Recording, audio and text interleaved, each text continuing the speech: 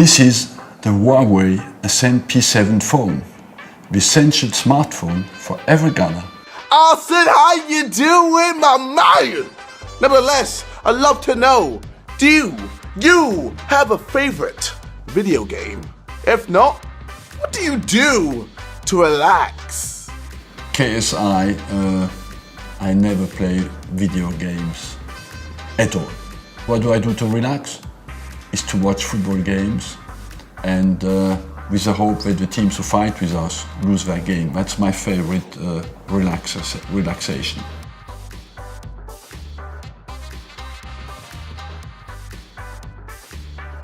Hi, little busy. That's a little question. I believe that our target is to be 10 out of 10. You cannot say that you manage Arsenal football team and your target is to be 7 out of 10. No, our target is to be 10 out of 10. What makes me go game after game is that I have a dream one day to reach a perfect game. We will try to be perfect. We try to be 10 out of 10. And if we are not, you can ask me another question.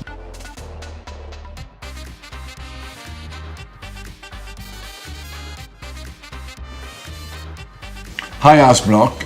We are in a more comfortable situation financially than a few years ago because we lost our big players. Now, not only do we keep our big players, but we are capable to buy Özil, we are capable to buy Sanchez. So, of course, we are better off. Let's not forget that last year we were 128 days top of the league, that we won the FA Cup.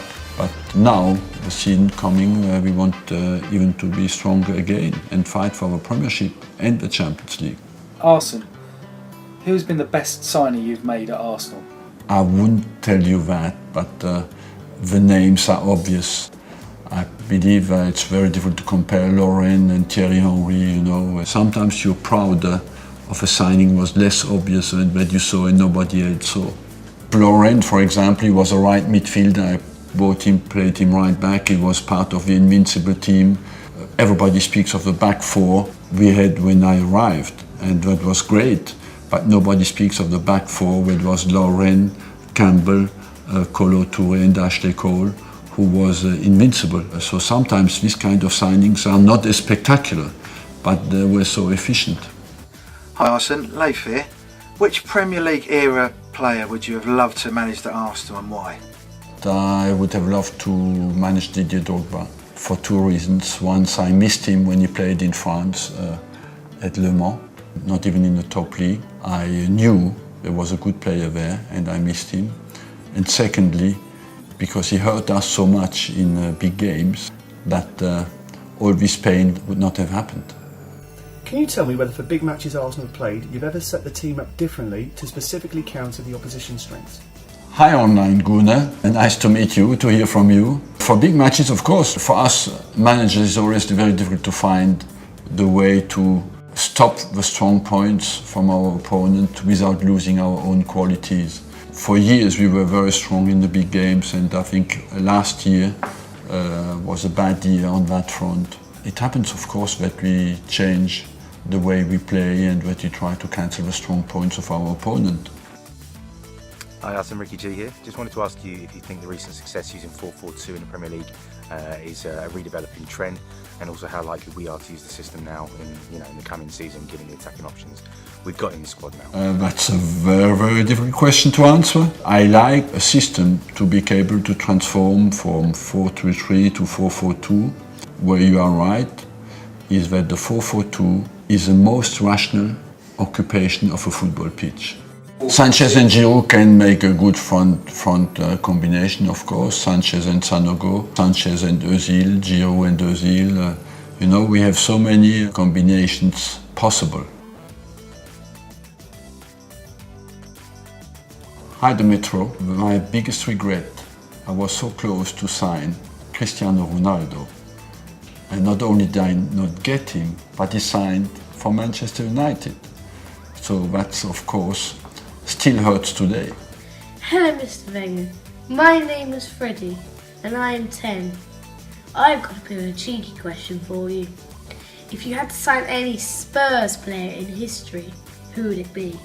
Hi Freddie, you should not forget that I signed a player from Spurs who was a top level player who, in my opinion, is not respected enough in this country, and his name is Glenn Hoddle. He's not respected enough, of course he's respected as a man, but as a football man, because Glenn Hoddle is a real football man, and he's a player I signed from Spurs, and he was an exceptional player. Hi Arsene, Sam Drew here. What have you found to be the most challenging aspect of top-level management? Hi Sam, what I find the most challenging aspect is to win football games. It's simple, because my job is to win games, but the most challenging aspect is to be consistent at the top level. Because when young managers ask what is your advice, I say look, to sacrifice your life, because there's no life outside of this job, and to recover from disappointment. Today, with the social networks, you must have a huge resistance to stress and be very strong in your guidelines. You must have the guts to put on your ideas into action and transform that. Hi Arsene, what advice do you have for kids trying to play for the Arsenal? Hi Owen, I cannot give you advice to have talent because it's not your responsibility to have talent or no talent, but your responsibility is to develop your talent as much as you can. Ask people around you what kind of player you are. Do you look like Thierry Henry? Do you look like Tony Adams? And once you know that, try to copy and to imitate and to practice for hour after hour.